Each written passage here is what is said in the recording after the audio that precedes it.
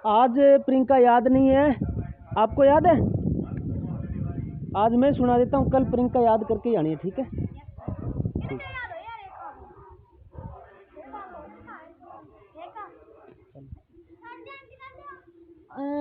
अपने घरों में एक ऐसा जानवर होता है छोटा सा, जो कई बार थैलों को कुतर देता है, अनाज को खाता है, बिल्ली जिसकी दुश्मन होती है। अपने घरों में एक कुर्सी ले जानवर होता है। अरे कुर्सी लिया। कौन होता है? वह क्या करता है? हाँ, चावल खाता है, चालू है क्यों? कुतर देता है। तो एक बार की हो चूहा थे, बोला नहीं है, झाड़ू बारा के चूहा और चूहिया थे, उनके एक जवान बेटी थी। तो चूहा चूहिया की बेटी होगी, वो क्या होगी? क्या होगी? चूहिया। तो जवान होगी बेटी की, तो जवान होने के बाद क्या करते हैं? शादी करते हैं, ब्याह करते हैं। तो चूहा और चूहिया बोले कि हमारी बेटी जवान हो गई, इसकी शादी करेंगे उस आदमी से जो सबसे शक्तिशाली होगा, सबसे मजबूत होगा, सबसे पराक्रमी होगा, ठीक है? तो इधर उधर पूछा कि सबसे शक्तिशाली कौन है? तो बोला भाई, किसी आदमी ने बताया कि सबसे शक्तिशाली है वो सूरज। कौन है? अपने सूर्य देवता भी बोलते हैं। बोले सबसे शक्तिशाली सूरज है। तो वो सूरज के पास चले गए। सूरज के पास जाके बोले कि हमको, आप हमारी बेटी से आपको क्या करनी है? सूरज बोला मेरे को करनी है। अब सूरज ने कहा, सूरज तो इतना बड़ा और चूहिया, तो शादी कैसे हो? तो सूरज ने सोचा कि यार इनको क्या कहें। तो सूरज बोला कि सारा हूँ शक्तिशाली मैं कोनी, मेरे से शक्तिशाली एक और है। बोल कौन है? बोले बादल है।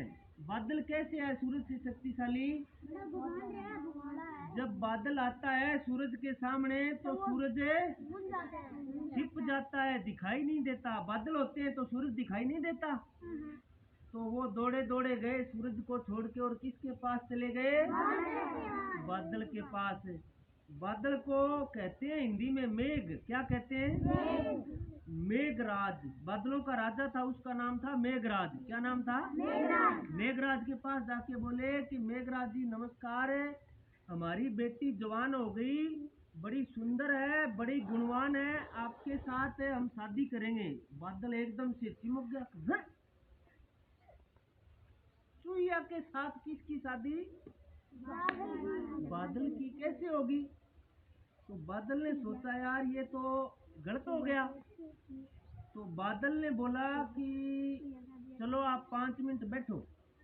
फिर बादल ने दिमाग में विचार किया और बोला मैं नहीं हूँ सबसे शक्तिशाली, मेरे से सब शक्तिशाली है हवा। कौन है? तेज हवा आती है उसको आंधी बोलते हैं। क्या बोलते हैं? तेज हवा बिना आंधी कहाँ।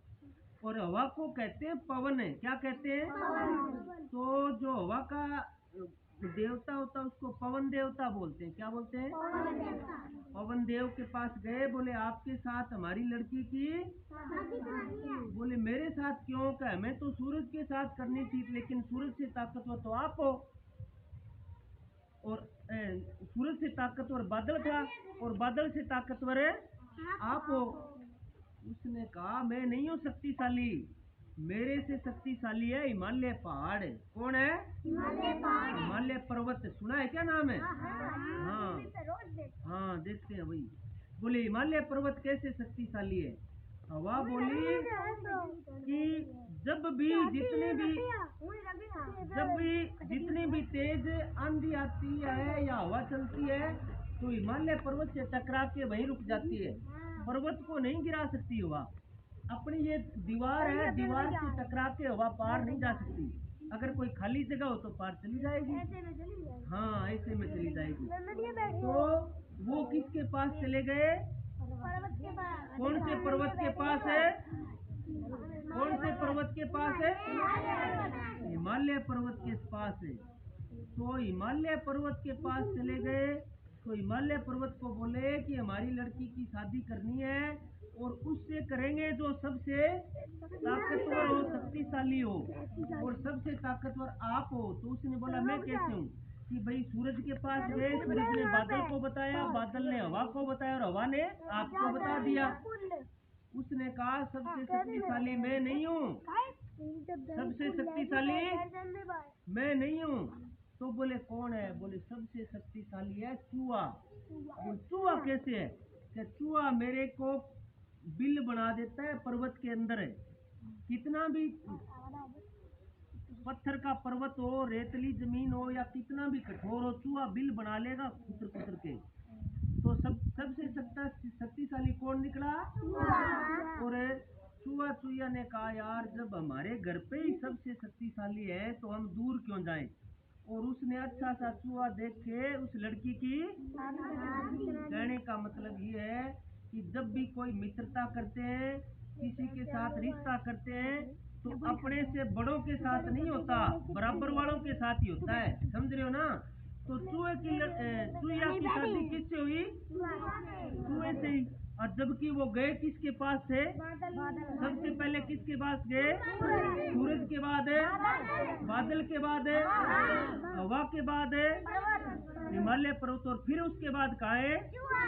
तो अपने से बराबर वाले से मित्रता अच्छी होती है, अपने से बराबर वाले से ही रिश्ता अच्छा होता है, और समान विचारों वालों के साथ ही मित्रता निभाई जाती है।